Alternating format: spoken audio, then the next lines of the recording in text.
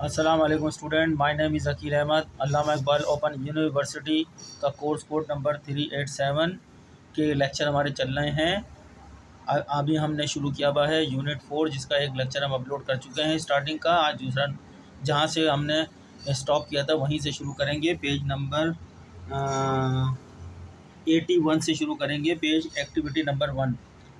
इससे पहले का जो टैक्स था बताया तो हम अपलोड कर चुके हैं। अब एक्टिविटी नंबर 1 यानी A1 से शुरू करेंगे। एक्टिविटी को A1 से शुरू कराएं।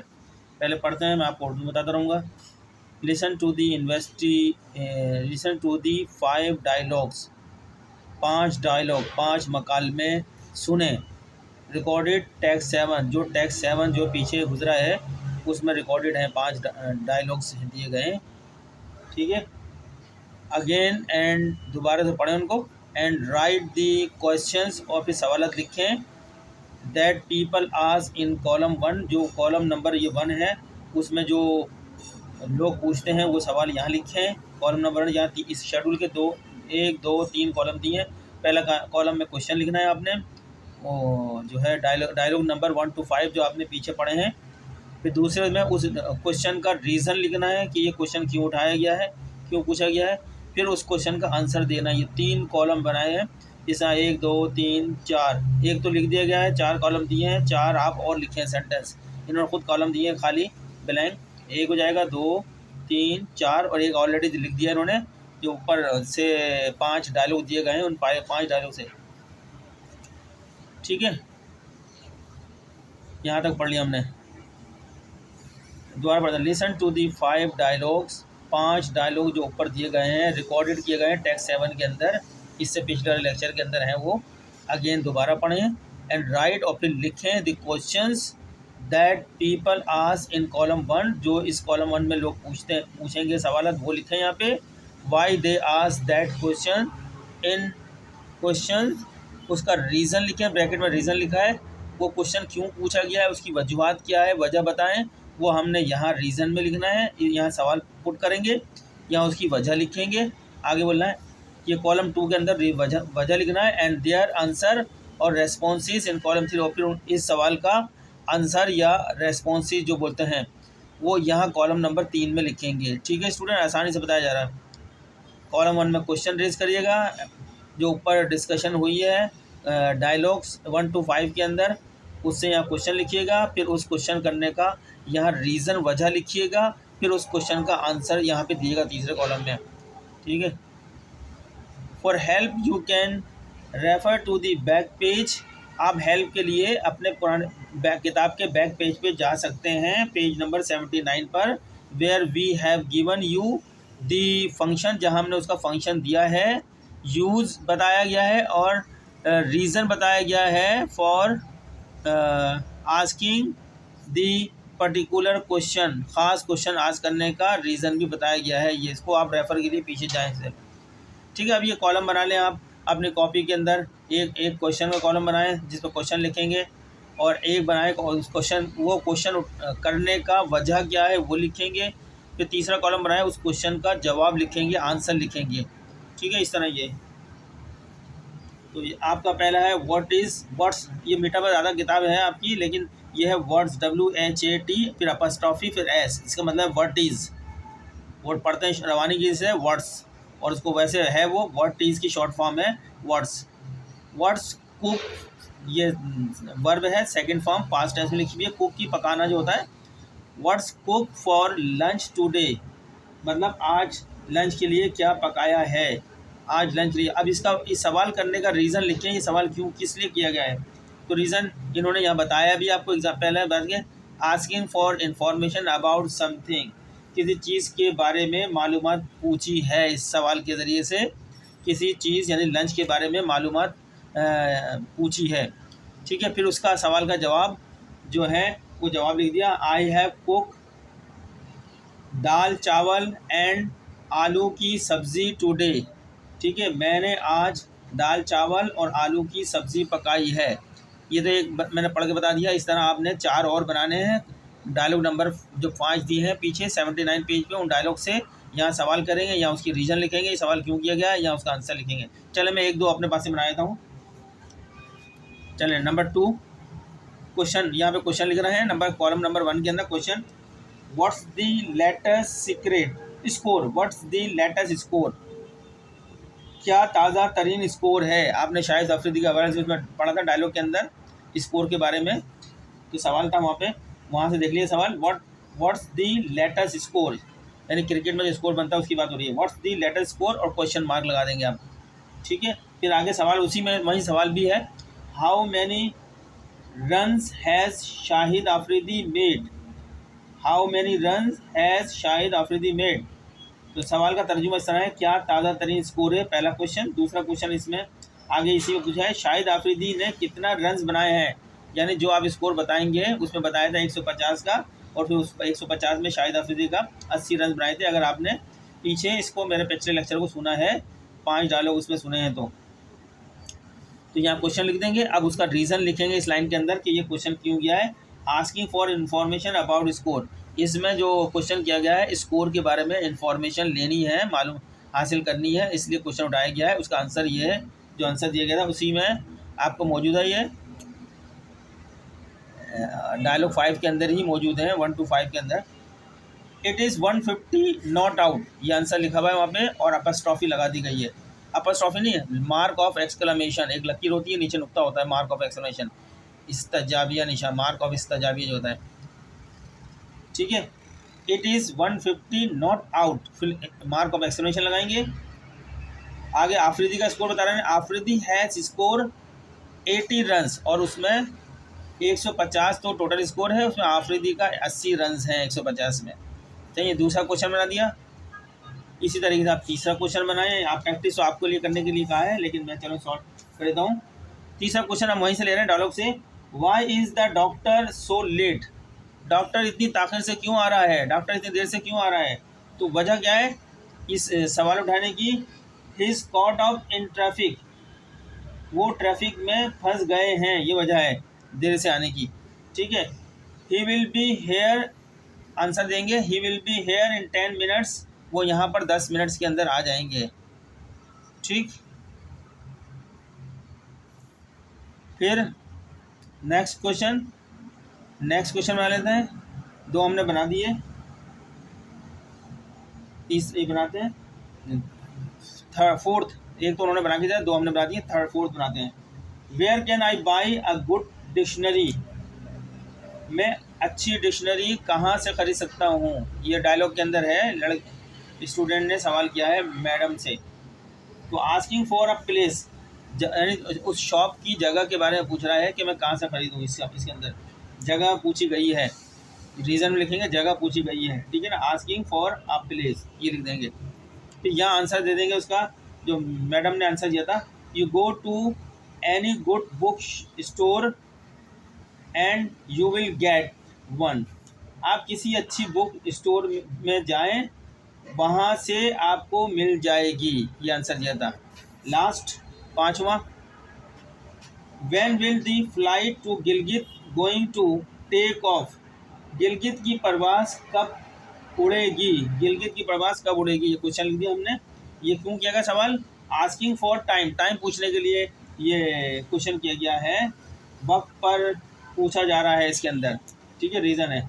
जवाब आंसर है, in 40 minutes wait for the announcement please, 40 minute में पहुँचेगी, आप अनाउंसमेंट का इंतज़ार करें बराए मेहरबानी, 40 मिनट में बराए करम ऐलान का इंतज़ार करें, ठीक है स्टूडेंट। ये हमने अब सॉल्व करा दिया आपको, 5वें सेंटेंस जो आपने करने हैं। आगे इन्होंने फिर रिकॉर्डेड टेक्स्ट 8 दिया है, जिसके अंदर जो है डायलॉग्स हैं, ठीक है ना, 6 से लेके डायलॉग 11 तक डायलॉग दिए गए हैं। हम पढ़ते हैं,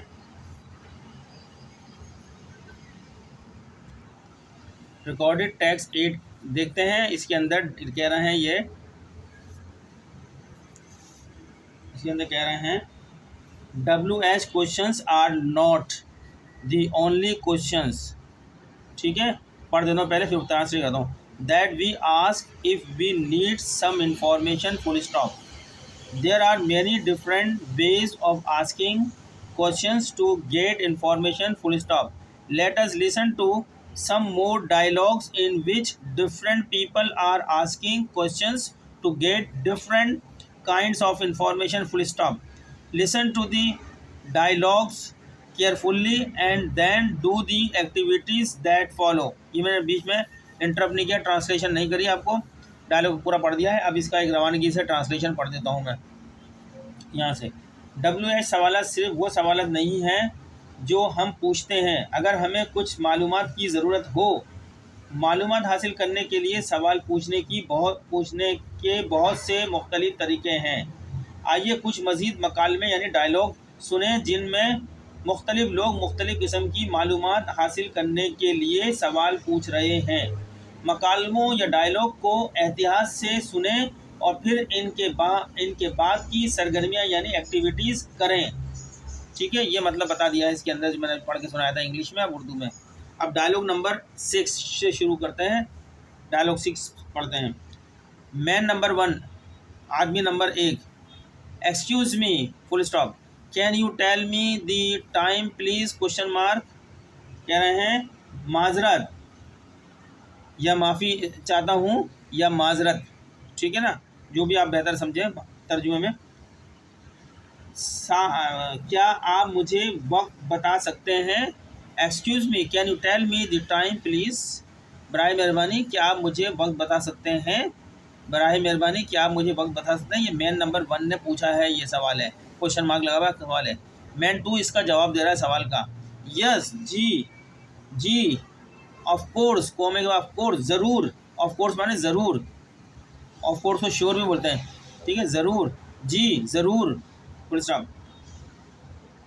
इट्स 7 o'clock, 7 बजे हैं, टाइम बताया उसे देख के घड़ी में, 7 बजे हैं, ठीक है। डायलॉग नंबर 1 और 2, मैन 1 और मैन 2 के दरमियान में ये डायलॉग हुआ है। डायलॉग हमारा चल रहा है 6-1 चल रहा है, इसमें 3-4, इसमें तीसरा भी आदमी है मैन, फिर तीसरा डायलॉग भी आ रहा है मैन 1 का, वो वाला पहले वाले का। थैंक यू, शुक्रिया अदा कर रहा है, thank you, I have to rush before the interview start, यानी जल्दी करनी होती है इंटरव्यू जाने के लिए, इसलिए उसने टाइम पूछा था, ठीक है। तो शुक्रिया आपका, इंटरव्यू शुरू होने से पहले मुझे जल्दी करना है, इसलिए ये सवाल किया गया था। ये कहा इसने, आई हैव टू रश यानी जल्दी करना है, before the interview start, interview शुरू होने से पहले। अब डायलॉग नंबर 7 के ऊपर हम आ गए हैं। डायलॉग 6 आपने पढ़ लिया, सुन लिया, अगर नहीं समझ आए तो बार बार आप रिपीट करके, रिवाइंड करके जो है, पीछे करके जो है वीडियो को देखें, सुने और आपको समझ में आ जाएगा। Dialogue 7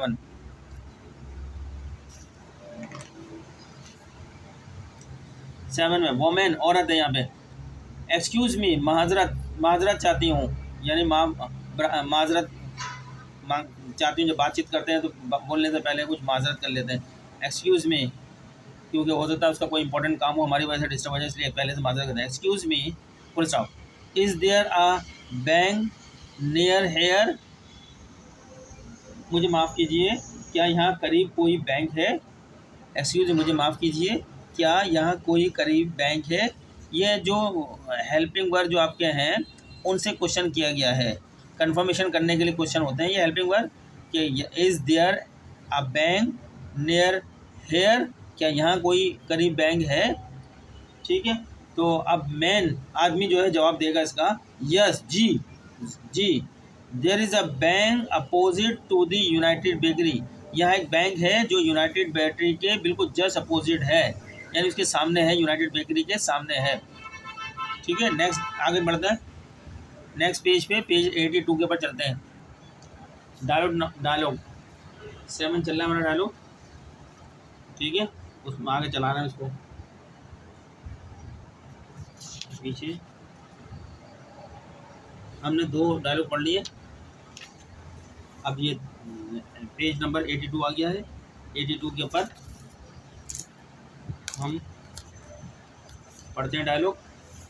women have, how can I get there, मैं वहाँ कैसे पहुँचूँ। How can I get there, मैं वहाँ कैसे पहुँचूँ। मैन आदमी बता रहा है जवाब। Take the first left turn, उल्टे हाथ की तरफ मुड़ो। गो स्ट्रेट ऑन, सीधे हाथ, बिल्कुल सीधा चलो। And it's on the left, और वो सीधा चलो और फिर उल्टे हाथ की तरफ मौजूद है, बैंक है, ये बताया है, यानी पहले बाएं मुड़ें, सीधे जाएं और ये बाएं तरफ है, ठीक है मतलब।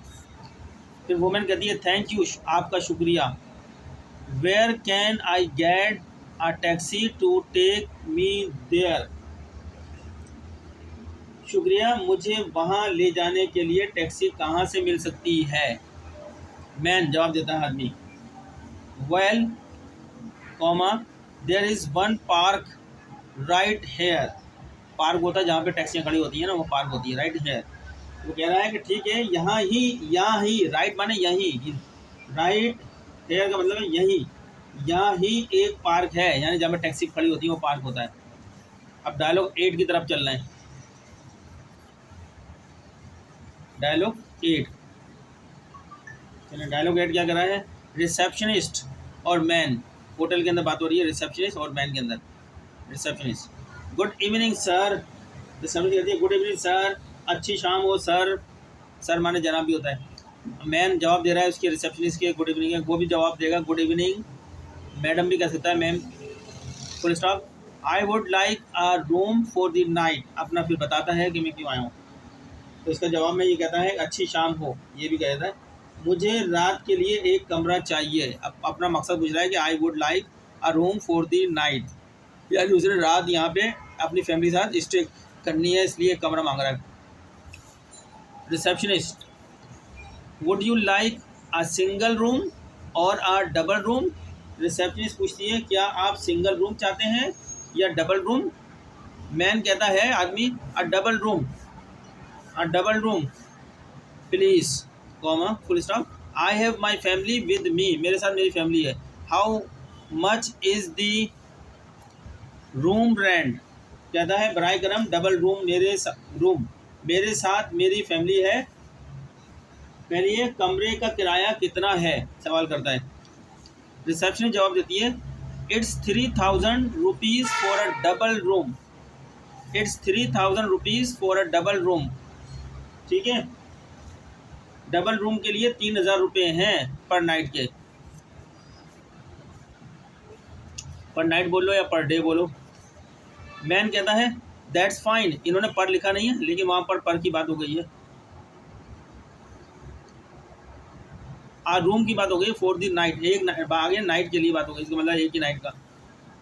अच्छा reception, it's 3000 rupees for a double room, दो डबल रूम के 3000 रुपये चार्ज होंगे। तो मैन कहता है दैट्स फाइन, ठीक है, आई विल टेक इट, मैं इसे लेता हूँ, लूँगा, I will take it, do you need some deposit, कहता है ठीक है मैं ले लूँगा, क्या आपको कुछ डिपॉजिट की ज़रूरत है।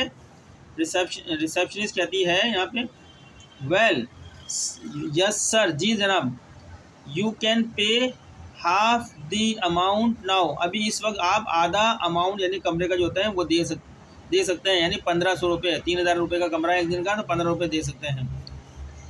डायलॉग 9 की तरफ आ रहे हैं हम, जिसको मकान में ही बोलते हैं उर्दू में, मकान वोमेन है यहाँ भी और man. Would you like a window और एन एसले सीट, ये कहते हैं क्या आप विंडो या एसले सीट चाहते हैं। तो मैन कहता है एन एसले सीट प्लीज़, बराए करम मुझे एसले सीट चाहिए। वोमेन सवाल करती है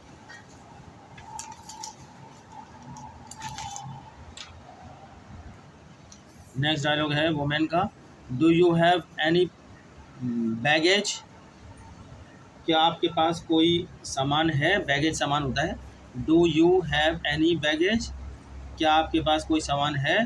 तो मैन जवाब देता है yes just this small handbag, जी हाँ सिर्फ ये छोटा सा हैंड बैग है।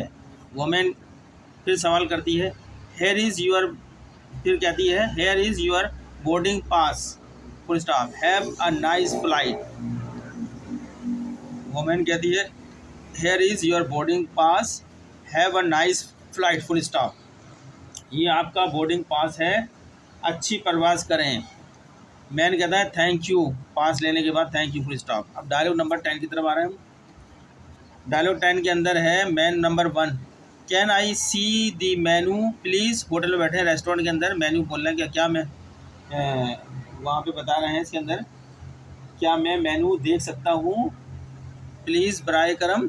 मेन्यू वो होता है जिसमें खानों की लिस्ट होती है, क्या क्या खाने हैं, ठीक है। तो मैन नंबर 2 जो होता है वो कहता है यस सर, जी जनाब, जी sir, here is the menu card, ये रहा मेन्यू कार्ड, ठीक है ना, जी सर ये है मेनू कार्ड। फिर नेक्स्ट है मैन नंबर 1 सवाल करता है, पहले वाला वही, थैंक यू आपका शुक्रिया, व्हाट्स टुडेज स्पेशल, आज की क्या इस मखसूस यानी स्पेशल है। आपका शुक्रिया आज का ख़ास क्या है, आपका शुक्रिया आज का ख़ास क्या है।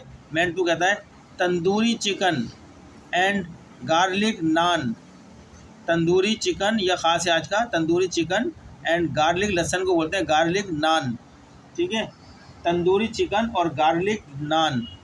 मैन 1 कहता है this sounds good, I will have that, ये अच्छा लगता है मैं यही खाऊंगा, देखने में भी अच्छा लग रहा है तो मैं यही खाऊंगा। चलें डायलॉग नंबर 11 की तरफ चलते हैं, पेज नंबर 83 के ऊपर। डायलॉग नंबर 11, वोमेन, यहाँ वोमेन और मैन है। वोमेन एक दुकान पे जाती है शॉलें ख़रीदने के लिए, दुकानदार के साथ उसके डायलॉग होते हैं, I am looking for a nice warm shawl, मैं एक अच्छी गर्म शाल तलाश कर रही हूँ। I am looking for a nice warm shawl, मैं एक अच्छी गर्म शाल तलाश कर रही हूँ। दुकानदार कहता है man, are you interested in woollen यानी ऊन की, और पश्मीना यानी कश्मीर की शॉल, आप वो कह रहा है क्या आप ऊन या कश्मीरी शालों में दिलचस्पी रखती हैं। तो वोमेन कहती है दुकानदार को pashmina shawls please, Kashmiri shawl बराए करम, बराए मेहरबानी, जो भी कहना जाए। मैन दुकानदार जो मैन है, विच कलर्स वुड यू प्रीफर, आप कौन सा कलर पसंद करेंगी इतने सारे कलरों में से। तो वोमेन कहती है I would prefer light bright, bright माने चमकता हुआ या रोशन जो होता है, कलर्स प्लीज़, मुझे चमकते हुए या रोशन रंग पसंद हैं, ठीक है। तो स्टूडेंट ये हमने आपके सामने जो है डायलॉग 6 से लेके डायलॉग नंबर 11 तक आपके सामने पढ़े हैं, इंग्लिश में पढ़े किताब में, उसको ट्रांसलेशन भी की है, बिल्कुल अच्छी तरह समझाया है। इससे पहले 1 से लेके इस टॉपिक में 5 डायलॉग थे, वो भी अच्छी तरह पढ़ के समझाए, ठीक है स्टूडेंट। उसकी एक्टिविटी भी करी। अब ये एक्टिविटी हमने जो आपके सामने, अब इसके बाद एक्टिविटी 2 आ रही है जो हम नेक्स्ट लेक्चर में करेंगे, लेक्चर लंबा हो जाएगा, तो आप इनको अच्छी तरह पढ़ें। ये जो डायलॉग मैं पढ़ रहा हूँ आपकी किताब से, ये आपको इम्तहान के बाद भी काम आएंगे। इंग्लिश लैंग्वेज से मुताल्लिक़ ज़्यादातर हैं, ये इंग्लिश लैंग्वेज सीखने के लिए, समझने के लिए कहाँ क्या डायलॉग बोला जाता है। तो तमाम स्टूडेंट यही नहीं समझे कि अभी ख़त्म हो गया, ये आपको इम्तहान के बाद भी इन जुमलों को, जिनकी इंग्लिश कमज़ोर है, जो अपनी बात को कह नहीं सकते, उनके लिए इनमें बहुत अच्छे डायलॉग हैं, वो उनको याद करें। मिलते हैं नेक्स्ट लेक्चर में। जाते हुए आपसे रिक्वेस्ट करते हैं हमारे चैनल को सब्सक्राइब करें, लाइक करें, आगे दूसरों को शेयर भी करें। हम देख रहे हैं कि सब्सक्राइबर भी नहीं बढ़ रहा है, व्यूज़ भी नहीं आ रहे हैं, स्टूडेंट नहीं देख रहे हैं, ठीक है, और जो है लाइक्स तो बिल्कुल ही नहीं आ रहे हैं। तो आप इस चैनल को चलाना चाहते हैं और भी आगे सब्जेक्ट पढ़ाएंगे हम, तो अगर आपके हमारे लेक्चर पसंद हैं तो आप इसको आगे चैनलों में भेजें। मुख्तलिफ़ जगह इलाकों हैं पाकिस्तान के, मुख्तलिफ़ पार्ट से वहाँ भेजें ताकि वो लोग भी इससे इस्तेफ़ादा हासिल करें। चलते हैं, मिलेंगे नेक्स्ट लेक्चर में, तब तक के लिए अल्लाह हाफिज़।